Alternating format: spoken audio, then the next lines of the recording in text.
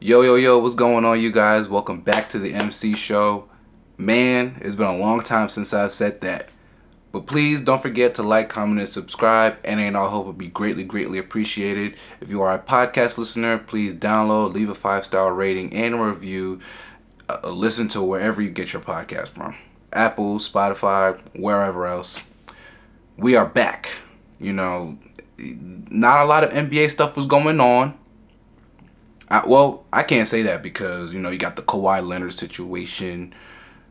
Uh, let's see. There's the Jonathan Kuminga situation. Josh Giddey got an extension, 4 years. No, 3 years. You see, I don't even remember. I'm already messing up. See, this what happens when you've been out of the game a little bit. You just forget a little. You just forget sometimes. But did have some stuff happen. Obviously, the Kawhi Leonard news was the biggest news. We are not going to touch on that today.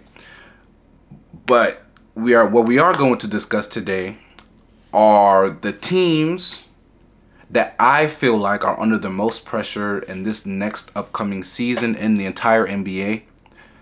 Now you're going to listen to this list, and it's going to have all five of my teams, because I went 1 through 5. I'm going to start from 5, go to 1.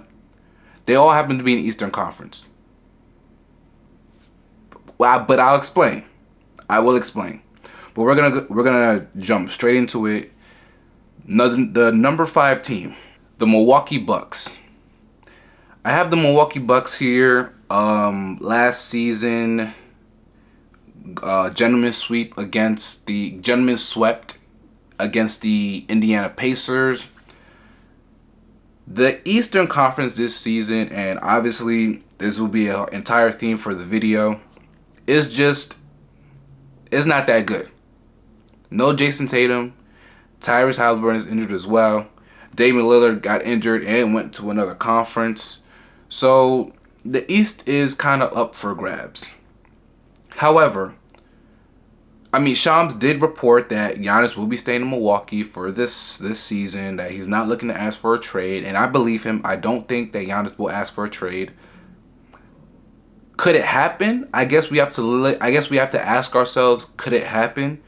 If this team is by the halfway point, maybe they're like 19 and 21 or something, 19 and 22, could he ask for a trade? It's possible, because listen, people change their minds. People change their minds. It could happen.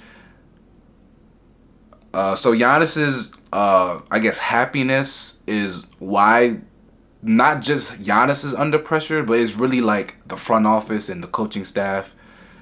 The players that they signed this season, it's not enough for them to compete with the Knicks and the Cavs, who are clearly the 2 best teams in the conference. You signed Gary Harris. Obviously, Miles Turner was the big acquisition. But like Taurean Prince, Kevin Porter Jr., like I'm very scared about this team's guard play. Like, who's going to be starting? Kevin Porter Jr. and Gary Trent at the 2? With Taurean Prince, or Kyle Kuzma at 3, Giannis at the 4, Miles Turner at the 5. When Giannis is on the bench, where's the production coming from? Like, who's gonna score? That's my biggest thing.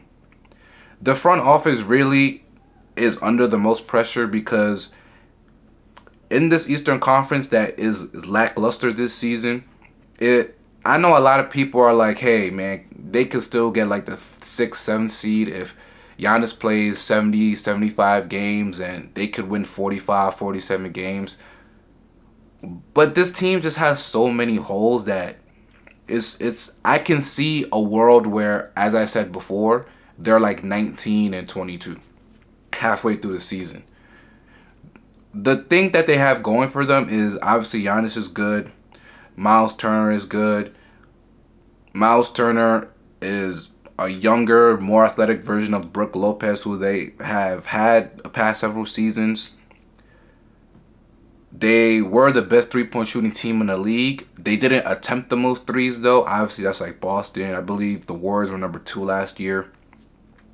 So, shooting more threes with Prince and Gary Trent and AJ Green and whatever, like, Obviously, Miles Turner also can contribute to that. He can shoot 5 threes a game or something. So they have that going for them, but they need talent. They don't have draft picks. Even if they did have draft picks, look at the record of draft selections that they've had the past several seasons. Like, they haven't drafted anybody of importance. Their entire team before this season was Damian Lillard trade, Drew Holiday got from a trade, Chris Middleton got from a trade. You know, years ago. You know, Bobby Portis they got through free agency. Like, they haven't necessarily drafted well, and they don't have a lot of draft capital. So I'm not sure how they're going to improve the team. But there's pressure on the front office to improve the team. There's going to be a little bit of pressure on Doc Rivers, the coach, to sort of have this team playing a little bit above their level. You know, if Eric Spoelstra was coaching the Milwaukee Bucks, there's a possibility that, you know, they could play a little bit above their means, because that's what they were in the Jimmy Butler era. Like, Eric Spoelstra knows how to maximize talents. He knows how to use guys in the right spot so they can be at their best selves. Whether you're a defender, whether you're a 3AD guy, whether you're a point guard or a big, like, he knows how to maximize talent. I'm not sure Doc Rivers could do that. You know? But that's going to be his task. He's going to be tasked with trying to maximize the talent of the roster around Giannis, which isn't necessarily full of elite talent. So I have the Milwaukee Bucks as a number 5 team. Pressure on the front office, pressure on the coaching staff. Could Giannis ask for a trade? It's possible. You never know. I'm leaning more towards the no side. But if February comes, will I be shocked? I wouldn't be. But as of right now, you know, they have to do a good job of throughout the season looking for ways to get better. Moving on to the number 4 team, the Philadelphia 76ers. I almost said the Eagles. We're in football season now. But the Philadelphia, you see, I did it. I did it then just now. The Philadelphia 76ers. The biggest question is Embiid and Paul George's health. Paul George got what was considered a minor procedure this offseason. Embiid, last I had heard, the reports were saying that he may not even be healthy for training camp, which, by the way, the Knicks, the Nets, and the Pelicans all had their media day. So, like, training camp is around the corner. So if he's still not ready, that's already an issue. Is Nick Nurse on the hot seat in this weak Eastern Conference? Like, if Embiid can give you 60 games, if Paul George can give you 65 games, like, could they be a good team? Yes, they have a good roster. I'm not sure who's gonna start in the 2 guard spot, but Maxey, I'm guessing their lineup is gonna be Maxey. Let's see, Maxey, Embiid, Paul George, Kelly Oubre. Do you just give it to the rookie VJ Edgecombe? I don't think you want Kyle Lowry starting at his advanced age. Jared McCain was great off the bench, but could he start? But defensively, that might be an issue. Who knows? We'll see how Nick Nurse plays with the roster this season. But the reason why they have there's pressure is because we're coming off an off season where the Phoenix Suns, as well as the Milwaukee Bucks, waived and stretched Damian Lillard and Bradley Beal. If Paul George can't stay healthy, who they gave a 4-year max contract to, could they waive and stretch him? I think that's a possibility. I think it's a possibility. And you don't want that. Like, no team wants to waive and stretch a player, because that's dead money on their cap sheet. Embiid also was given a really large extension. He's less likely to be traded. I don't think he has big trade value because of his injury history. Same with Paul George. I don't think they'll waive and stretch Embiid, to be honest. I don't think so. But they can't necessarily operate under the, assumption that Paul George is going. I mean, not Paul George. Joel Embiid is going to be healthy and they could build around him.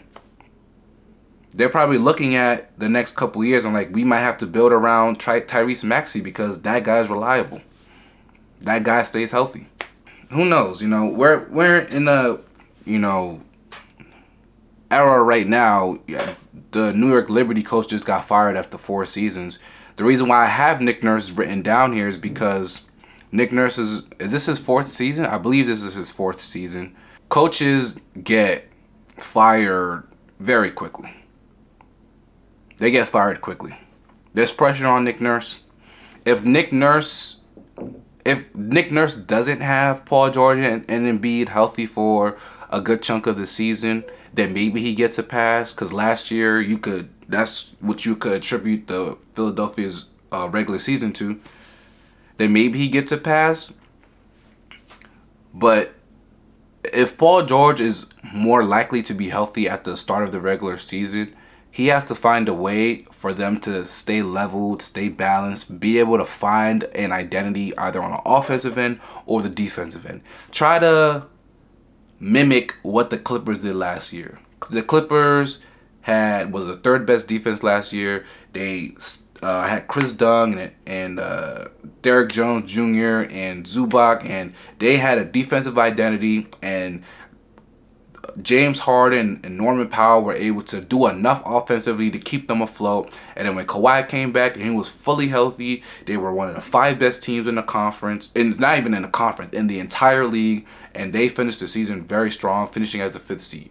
If they could remember that, if Embiid can get healthy at some point in the season and give them like 35 plus games, 40 games, like, obviously the more games the better, but if they can emulate a little bit of what the Clippers did, it can be good for them. Again, you never know in this Eastern Conference. Obviously, again, the Knicks and the Cavs are the 2 best teams, but both those teams are not unbeatable.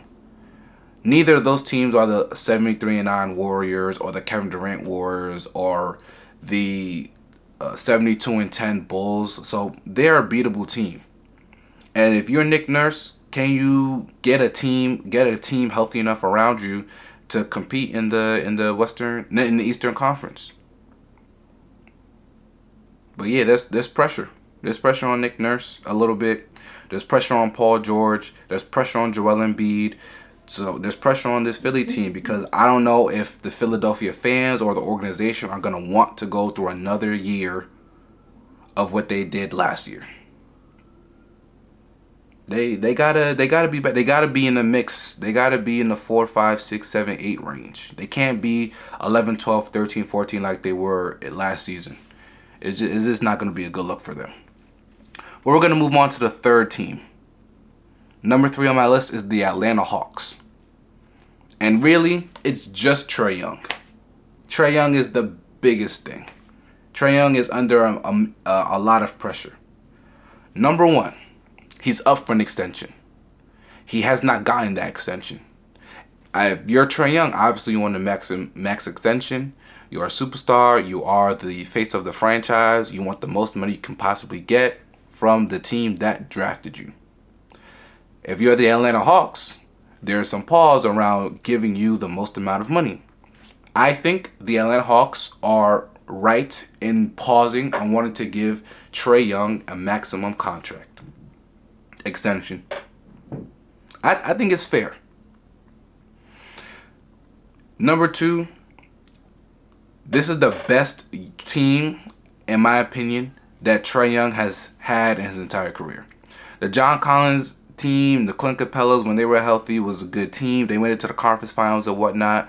But the number 1 thing that the Atlanta Hawks had to figure out is how to build a defensive team around Trae Young. He is very limited defensively. not entirely his fault. He is a small guard. Most small guards aren't great defenders. You got Nickeil Alexander-Walker. Obviously, Dyson Daniels had the season he had last year. You have Porzingis. Obviously, you know how good Porzingis can be when he's healthy. Okongwu is a pretty good defender. Zachary Reese-Shea can be good, switchable. He's long, lanky, athletic. So there's like this is the most defensive talent that Trae Young has had. But then you also have, like Dyson Daniels average a career high in everything. He shot the ball better. Luke Kennard can shoot the three. Jalen Johnson, who I didn't even mention, tore his labrum last year, was looking like he was going to make the All-Star team. The guy is a 19 or 20 points, 10 rebounds, 5 assists guy. And also a switchable defender.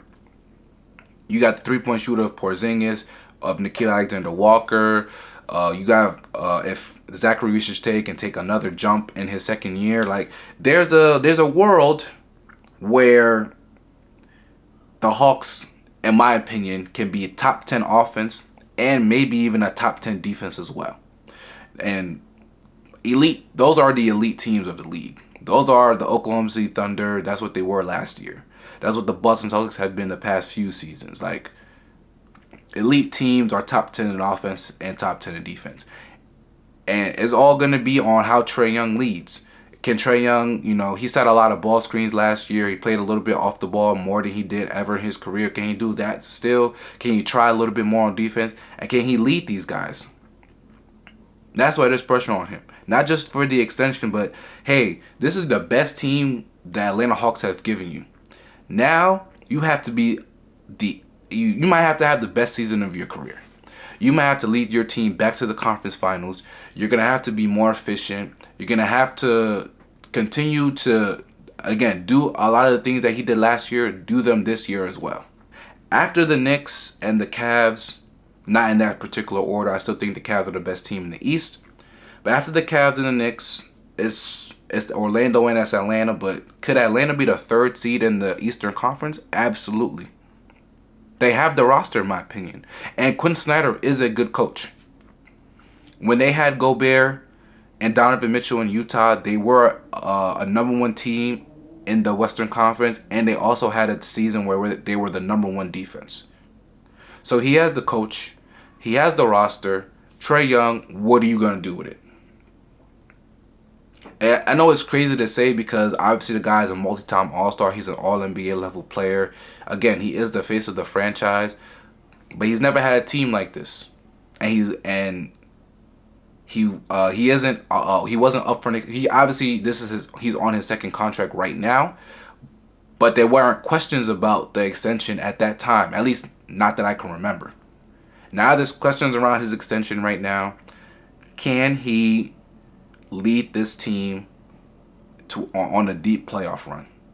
Put up good numbers, be efficient, be in that superstar conversation more consistently. Because he really isn't in that conversation consistently with the Steph Currys and the Jason Tatums and the Anthony Edwards. Well, we're going to have to see, but there's pressure on Trae Young this year. Number 2, the Cleveland Cavaliers. I simply put up or shut up for the Cleveland Cavaliers this season. Donovan Mitchell is a 6-time All-Star. He's a 2-time All-NBA player. He's a fantastic scorer. He's one of the best in the league. But Kendrick Perkins has brought this up. Other fans have brought this up. His entire career, this will be his 9th year in the league, this upcoming season, Donovan Mitchell has never made the conference finals.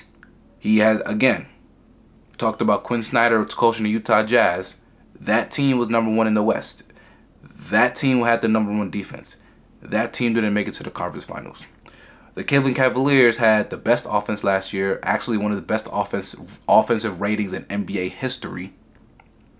They had that, and they got gentlemen swept out the second round by the Indiana Pacers. It wasn't just that they lost, it was how they lost. I understand Garland was injured. I understand Mobley got injured. I understand that Donovan Mitchell got injured. So it's not without a little bit of caveat. But they got spanked. They got spanked. And so when you win 62 or 64, whatever 60 something games I think won last year, and you can't even make it to the conference finals at the very, very least, nobody's going to care about what you do in the regular season. Like, they're going to win a bunch of games again. They're going to have a good offense again. They were also 8th in defense last year, so they're going to have a good defense again.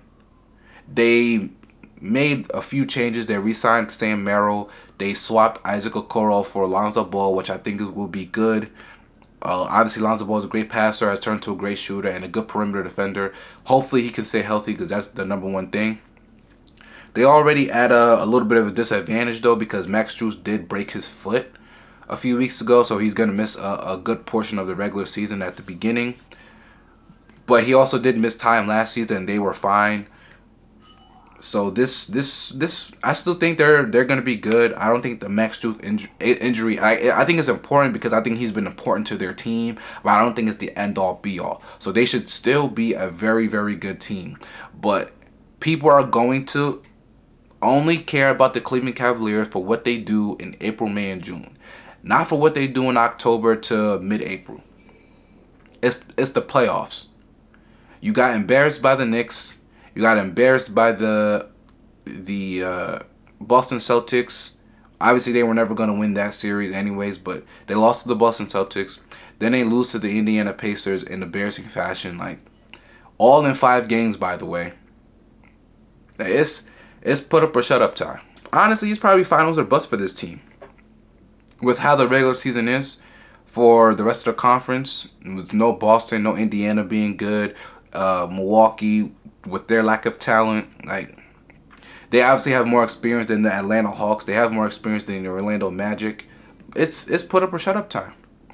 They have the tools to make it to the finals. I'm not saying they're gonna beat Oklahoma City or Denver, who I think are the 2 best teams in the conference in the in the West.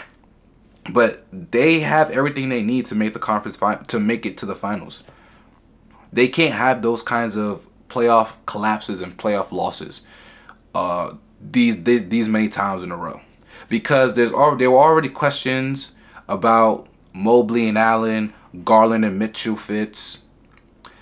Those during the regular season, at least, those conversations really halted because of how good Kenny Atkinson was and making their offense so good. But if they lose embarrassing fashion in the second round, or even if they make the conference finals and they get like swept or something, people are gonna be looking at this team and like, if you're the Cleveland Cavaliers, you're gonna have to entertain trade talks. Like Mitchell and Mobley are probably the untouchables, but at Jared Allen, Darius Garland, there's gonna be conversations around them. And if you're the Cleveland Cavaliers, you have to do your due diligence, and see, hey, look, we might have to look to trade these guys. Plus, that's not even considering like all the cap stuff. They're gonna be at the second apron and whatnot. So, yeah, the Cavs, it's put up or shut up. They have the second most pressure, in my opinion, in the NBA, but not the number one. Number one belongs to the second best team in the Eastern Conference, the New York Knicks. I wrote here, finals or bust. It's kind of the same thing for the Cleveland Cavaliers. They actually did make the conference finals, losing in 6 games to the Indiana Pacers. They traded for Towns like a week before training camp, and Tom Thibodeau, although he's gone now, was able to top 5 offense. I believe they were somewhere between 10 to 15 on defense. But the reason why I have them number one, I'm going to read to you a quote from ESPN article by Chris Herring and Shams. This is what the New York Knicks said when they fired Tom Thibodeau. Our organization is singularly focused on winning a championship for our fans. This pursuit led us to the decision to inform Tom Thibodeau that we've decided to move in another direction. We can't thank Tom enough for pouring his heart and soul into each and every day of being the New York Knicks head coach. Ultimately, we made the decision we feel is best for our organization moving forward. Tom will always be part of our Knicks family. We truly wish him nothing but the best in the future. Do you know what that quote told me? That told me that the New York Knicks feel like this roster that they've put together is a championship roster.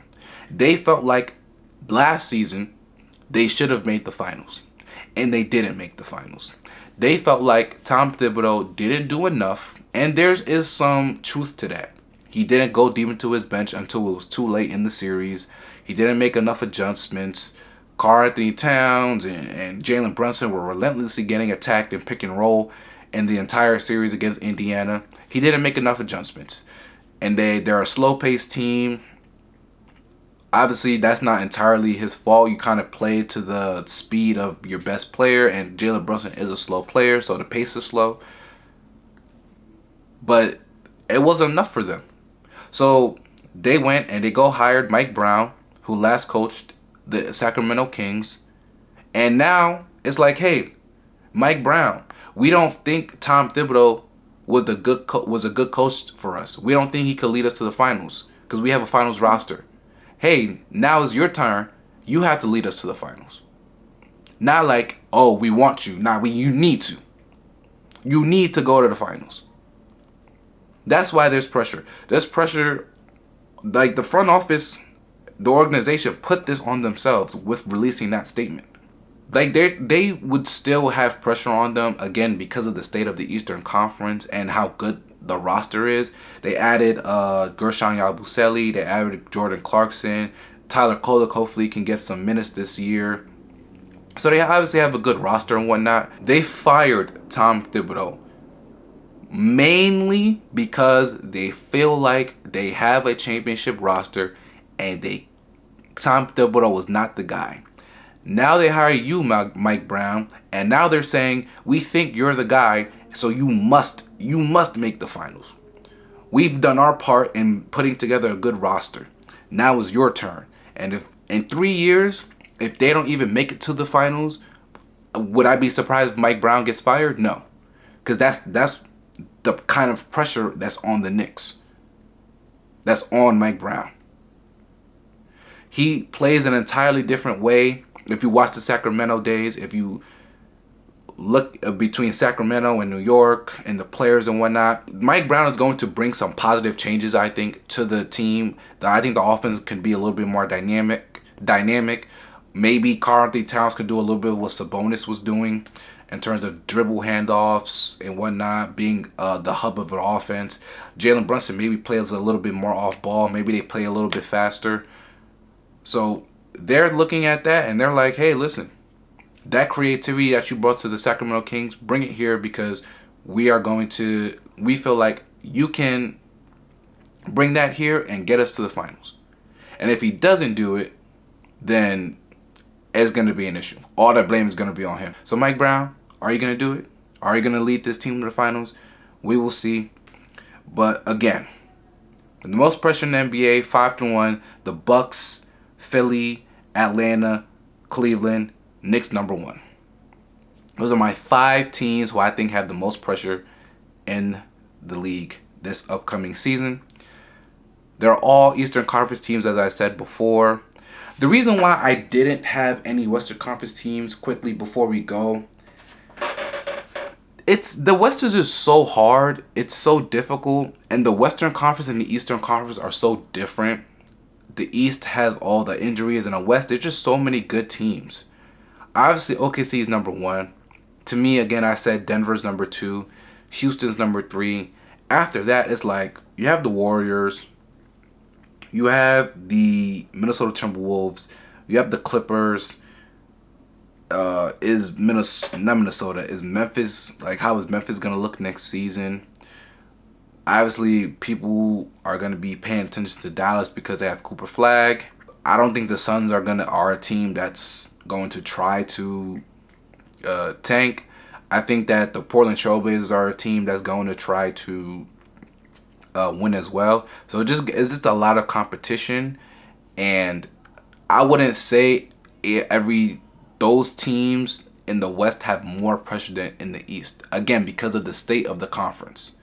The conference in the West is so competitive compared to the East. There's so many good teams. There's so many teams that you're like, could the Lakers be better than the Clippers here? Could Minnesota be better? Are the Warriors better than this team? I think there's so much of that after the top 2 or 3 teams in the West that it's so jumbled. It's just so competitive. It's war.